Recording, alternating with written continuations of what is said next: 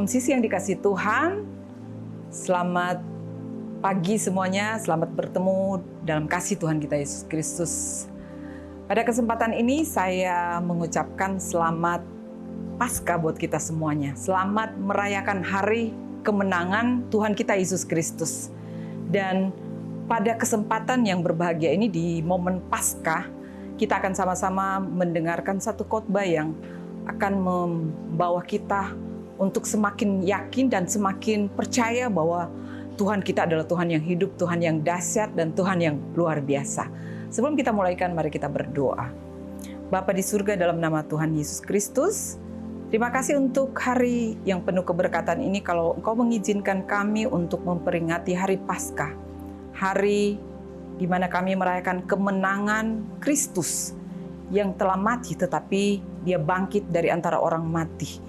Kami bersyukur punya Tuhan yang hebat, Tuhan yang dahsyat dan luar biasa seperti Engkau. Berkati firman Tuhan pada hari ini, biar menjadi berkat bagi kami semua yang mendengarkannya. Di dalam nama Tuhan Yesus kami siap mendengarnya. Haleluya. Amin. Saudara yang kasih dalam Tuhan, jemaat Home Sisi yang diberkati oleh Tuhan, berbicara tentang Paskah merupakan perayaan kemenangan. Kemenangan bagi siapa? Kemenangan bagi kita orang yang percaya kepadanya. Karena Paskah ini adalah satu momen yang sangat penting dalam kehidupan kita sebagai orang percaya. Peristiwa kebangkitan Yesus ini bukan hanya peristiwa sejarah saja, tetapi sebuah bukti bahwa Yesus itu telah menang. Yesus itu mati, tetapi Dia bangkit. Dia menang mengalahkan dosa, Dia menang mengalahkan kematian, dan Dia menang atas kuasa-kuasa kegelapan. Nah, kita ketahui bersama bahwa di dunia ini ada banyak orang-orang hebat, ada banyak orang-orang yang terkenal, orang-orang yang punya kekuasaan. Sejak zaman dahulu kita bisa mendengar ada banyak orang-orang yang luar biasa, yang hebat. Tetapi pada akhirnya orang-orang yang seperti ini pun akan mengalami yang namanya ajal atau kematian akan menjemputnya. Saya tidak pernah membaca sejarah-sejarah orang-orang hebat atau cerita-cerita orang hebat di mana orang-orang hebat ini tatkala mereka menemui ajalnya atau kematiannya, ada di antara mereka yang tiba-tiba hidup kembali atau bangkit kembali dan hidup selamanya. Nggak ada Bapak Ibu. Tetapi hari ini kita akan merayakan Yesus Kristus yang Alkitab menceritakan Dia mati menebus dosa kita. Tetapi akhirnya Dia tidak mati selamanya. Dia bangkit dari antara orang mati, Dia menang. Dan di dunia ini hanya satu-satunya orang yang pernah lahir, pernah hidup, dan pernah mati. Tetapi juga Dia hidup. Tidak ada orang lain, hanya Yesus Kristus Tuhan kita. Hal ini menunjukkan betapa luar biasanya Tuhan kita. Bapak Ibu yang saya kasih dalam Tuhan, kalau kita sudah tahu bahwa Yesus itu sudah menang dan sudah bangkit, saya mau kasih tahu bahwa kemenangan yang Yesus alami itu juga menjadi kemenangan kita sebagai orang yang percaya kepadanya. Karena kita ini adalah orang-orang yang percaya kepadanya, maka kemenangan Yesus adalah kemenangan kita juga, kemenangan bersama. Nah, dalam khotbah ini saya ingin mengajak kita semua untuk membahas sebuah materi yang saya beri judul Yesus bangkit dan hidup. Apa artinya bagiku? Nah, ini merupakan sebuah tema yang saya tahu akan menarik buat kita semuanya, karena kita akan melihat apa arti bagiku tentang kebangkitan Yesus Kristus, bahkan Yesus itu hidup. Mari sama-sama kita akan lihat bersama. Dalam catatan saya ingin menyampaikan ada 4 poin penting yang berkaitan dengan arti dari kebangkitan Kristus. Poin yang pertama, Yesus bangkit itu berarti Yesus sudah menang atas dosa. Saya akan ajak kita baca dalam Roma pasal 6 ayatnya yang ke-23. Bunyinya adalah demikian. Sebab upah dosa ialah maut. Tetapi karunia Allah ialah hidup yang kekal dalam Kristus Yesus Tuhan kita. Bapak Ibu jemaat HomeCC yang dikasihi Tuhan, dosa manusia itu memang telah membuat suatu pemisahan antara kita dengan Allah. Karena Allah kita itu adalah Allah yang kudus. Dosa itu membuat hubungan kita dengan Allah itu menjadi rusak. Tetapi ada berita sukacita yang kita dengar hari ini bahwa Yesus telah mengalahkan dosa. Di atas kayu salib Alkitab berkata, dosa kita sudah ditebus oleh darahnya yang mahal. Yesus sudah menebus dosa kita di atas kayu salib. Dia rela menderita, disiksa dan sampai mati di atas kayu salib karena dia menebus dosa kita. Oleh karena itu kita tidak lagi hidup dalam perbudakan dosa, tetapi kemenangan dan kebebasan, kemerdekaan sudah Tuhan berikan buat kita semuanya. Saudara, coba Bapak Ibu bayangkan ada seseorang yang sedang seseorang yang sedang terkurung di dalam satu ruangan. Ruangan itu mungkin sekeliling sisinya itu terbuat dari baja yang sangat kuat. Dan pintunya pun adalah pintu yang begitu kuat. Tidak sembarang kunci bisa membuka pintu itu. Dan ada orang di dalamnya yang sedang terkurung, Bapak Ibu. Dia coba berusaha untuk keluar dengan berbagai cara. Mungkin dia menendang pintu itu, atau dia mendorong-dorong pintu itu. Dia melakukan banyak hal supaya dia bisa keluar. Banyak cara yang coba dia lakukan supaya dia bisa keluar dari ruangan itu. Tetapi dia tidak berhasil.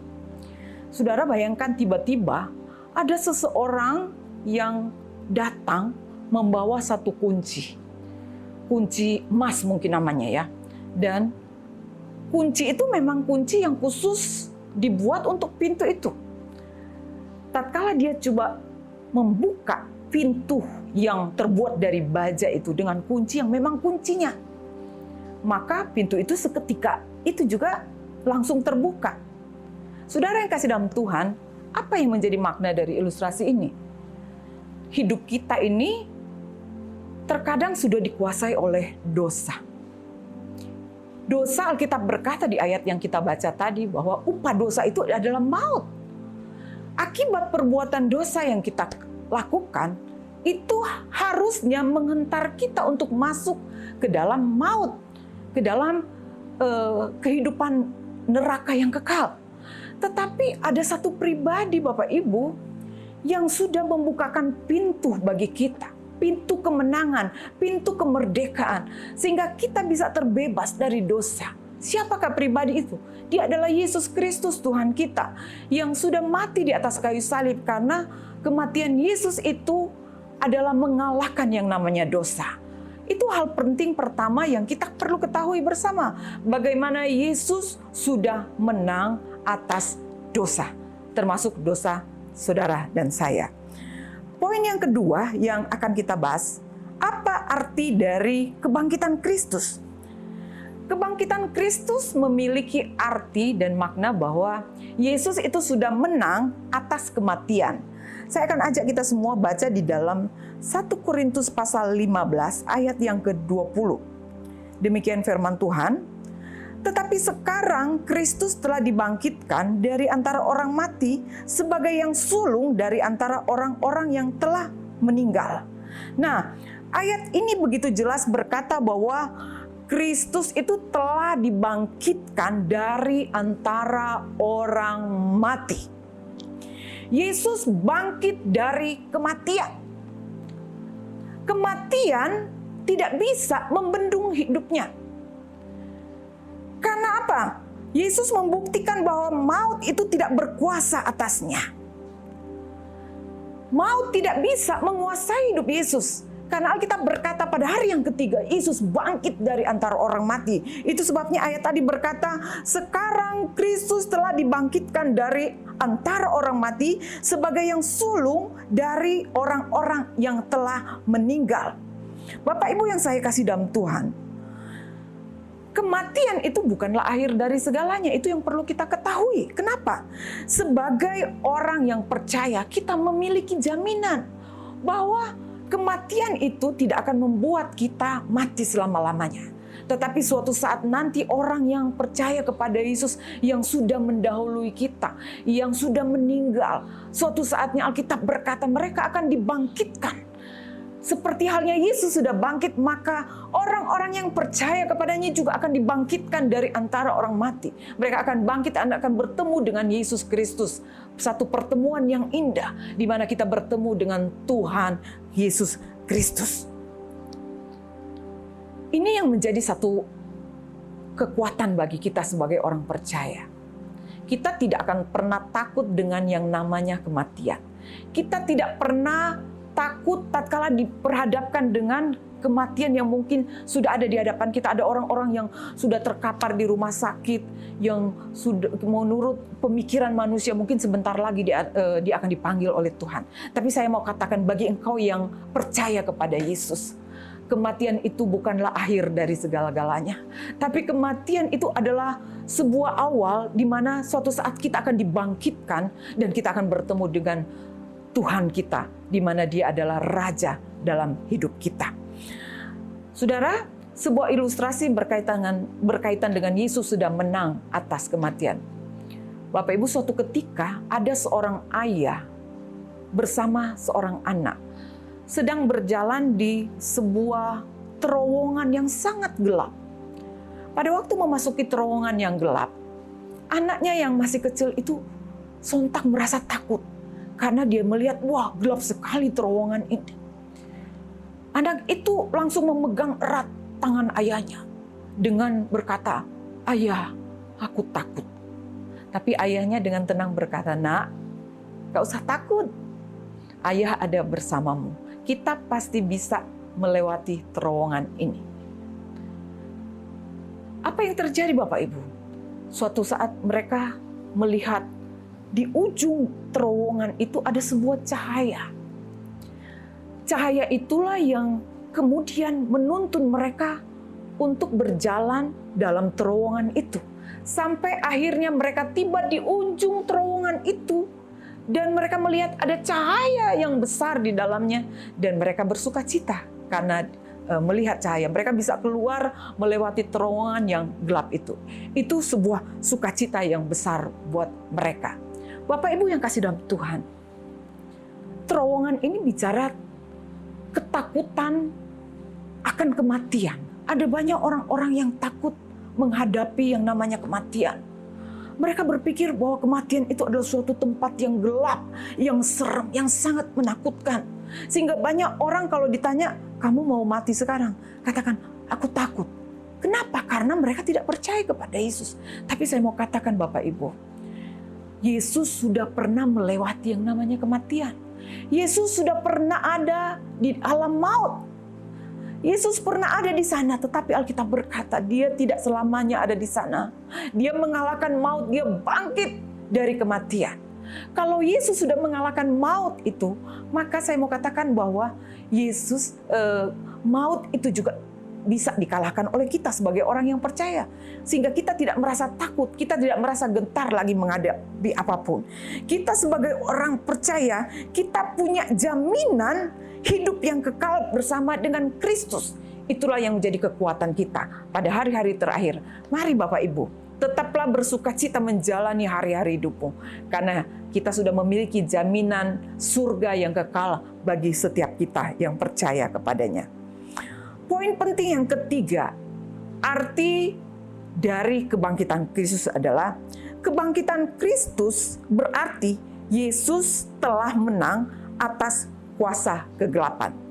Saya akan ajak kita baca dalam Kolose pasal 2 ayat yang ke-15. Ia telah melucuti pemerintah-pemerintah dan penguasa-penguasa dan menjadikan mereka tontonan umum dalam kemenangannya atas mereka. Bapak Ibu yang kasih dalam Tuhan, ayat ini memberi penegasan kepada kita bahwa pemerintah-pemerintah dan penghulu-penghulu gelap, penguasa-penguasa yang jahat itu sudah dikalahkan oleh Yesus Kristus melalui kematiannya di atas kayu salib. Mereka itu sudah dijadikan sebagai tontonan umum dalam kemenangan yang sudah Yesus raih dan sudah Yesus miliki. Melalui kebangkitannya, Yesus telah mengalahkan yang namanya kuasa kegelapan. Setan dan segala bentuk kejahatan itu sudah dikalahkan oleh Tuhan Yesus pada waktu dia mati di atas kayu salib. Sebagai anak-anak Tuhan, orang-orang yang percaya kepada Yesus, kita harus percaya bahwa seperti halnya Yesus sudah mengalahkan kuasa kegelapan, maka kita sebagai orang yang percaya itu diberikan kuasa, diberikan otoritas oleh Tuhan untuk mengalahkan yang namanya kuasa kegelapan. Ya, itu yang jadi penghiburan buat kita Bapak Ibu. Nah, suatu ketika Bapak Ibu di sebuah desa itu ada terjadi suatu huru-hara, terjadi suatu serangan yang mendadak dari segerombolan orang-orang atau penjahat-penjahat yang akan memusnahkan atau mengambil harta benda dari desa tersebut. Nah, pada waktu gerombolan penjahat itu memasuki desa itu, maka masyarakat di situ semua merasa ketakutan. Kenapa? Karena gerombolan penjahat itu mereka membawa peralatan-peralatan yang bisa membunuh masyarakat. Mereka membawa alat-alat perang yang bisa mematikan semua orang yang ada di situ. Sehingga para orang-orang penghuni desa itu merasa terancam. Ada yang melarikan diri ke gunung, ada yang bersembunyi di bukit-bukit tertentu. Tetapi Bapak Ibu yang kasih dalam Tuhan, ternyata di desa itu ada sebuah benteng yang dibangun oleh seorang raja. Seorang raja ini membangun suatu benteng yang besar di tengah desa itu. Dan raja ini berkata, masyarakat desaku, mari engkau datang ke benteng ini, masuklah engkau ke dalamnya, dan bersembunyilah engkau di dalamnya, maka engkau akan merasa aman. Bapak Ibu yang kasih dalam Tuhan, masyarakat ada yang kebingungan, ada yang percaya, ada yang tidak.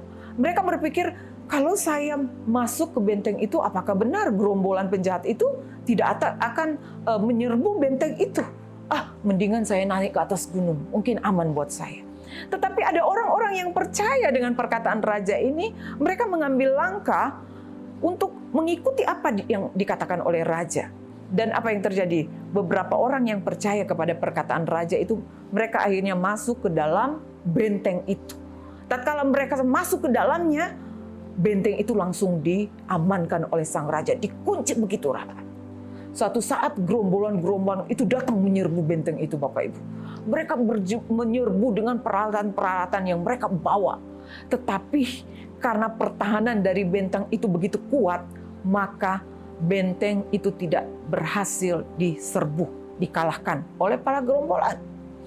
Pada waktu para penjahat itu sedang menghampiri benteng itu, sedang menyerbu benteng itu, keluarlah seorang raja yang tadi. Raja itu datang dan melawan para gerombolan tadi. Dan dia mengalahkan orang-orang yang pada waktu itu ingin menyerbu benteng itu. Dan akhirnya orang itu kabur terbirit-birit. Dan kemenangan diraih oleh sang raja bersama orang-orang yang ada di dalamnya. Apa makna dari ilustrasi ini? Bapak Ibu yang kasih dalam Tuhan, tahukah engkau bahwa hidup kita terkadang dikelilingi oleh kuasa-kuasa kegelapan. Ada banyak roh-roh jahat seringkali yang mengintai hidup kita, yang mengelilingi hidup kita. Seolah-olah kita berkata bahwa aku tidak sanggup melawannya. Aku tidak sanggup, aku penuh dengan ketakutan, aku nggak mampu untuk menghadapinya. Tapi Bapak Ibu, tahukah engkau, seorang raja ini adalah berbicara tentang Yesus Kristus Tuhan, yang sudah mati di atas kayu salib.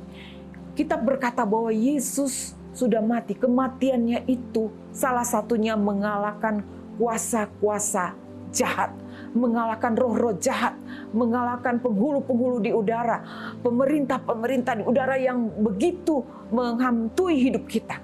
Tapi Tuhan sudah mengalahkan. Bahkan Alkitab berkata, mereka sudah menjadi tontonan atas kemenangan yang diraih oleh Yesus.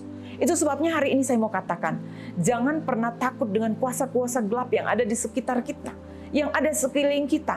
Kita harus percaya bahwa kematian Yesus itu sudah mengalahkan kuasa kegelapan. Yesus sudah bangkit dan dia sudah menang. Dan kita juga menjadi orang-orang yang memiliki kemenangan bersama Yesus. Poin keempat, yang merupakan arti dari kebangkitan Yesus adalah kemenangan Yesus adalah kemenangan kita juga. Saya akan ajak kita baca dalam 1 Korintus pasal 15 ayat 57. Tetapi syukur kepada Allah yang telah memberikan kepada kita kemenangan oleh Yesus Kristus Tuhan kita. Ayat ini memberikan satu kekuatan kepada kita bahwa Tuhan telah memberikan kepada kita kemenangan oleh Yesus Kristus Tuhan kita. Apa arti dari ayat ini? Saya mau katakan bahwa kemenangan yang Yesus raih di atas kayu salib bukan hanya untuk kemenangan Yesus sendiri. Tetapi kemenangan yang Yesus raih di atas kayu salib adalah juga diberikan kepada kita. Jadi setiap hari kita bisa berjalan dalam kemenangan demi kemenangan. Karena Yesus sudah memberikan kemenangan buat kita. Kita tinggal memegang kemenangan itu. Kita berkata tiap hari, aku menang bersama Yesus. Segala perkara dapat ketanggung dalam Dia yang memberi kekuatan kepadaku. Yesus sudah memberikan kekuatan. Yesus sudah memberikan kemenangan kepada kita. Maka milikilah satu keyakinan bahwa kemenangan Yesus adalah kemenangan saya. Kemenangan Yesus adalah kemenangan Bapak Ibu juga. Kemenangan kita semuanya. Itu sebabnya di akhir firman Tuhan hari ini saya mau katakan kepada kita. Kebangkitan Yesus adalah bukti bahwa Yesus itu sudah menang atas dosa. Kebangkitan Yesus adalah sebuah bukti bahwa Yesus sudah menang atas kematian. Kebangkitan Yesus merupakan bukti bahwa Yesus sudah menang atas kuasa-kuasa kegelapan. Itulah sebabnya hal penting yang harus kita perhatikan dalam kita menjalani hari hidup kita. Bapak Ibu, jangan biarkan lagi dosa itu menguasai hidup kita. Karena Yesus sudah bebaskan kita dari kuasa dosa. Jangan takut akan kematian. Karena Alkitab berkata, di dalam Kristus kita memiliki yang namanya hidup yang kekal. Dan hal penting lainnya adalah jangan kita gentar menghadapi tantangan. Karena kita punya kuasa yang sudah diberikan Yesus kepada kita. Untuk menghadapi kuasa-kuasa gelap. Menghadapi roh-roh jahat yang ada di sekitar kita.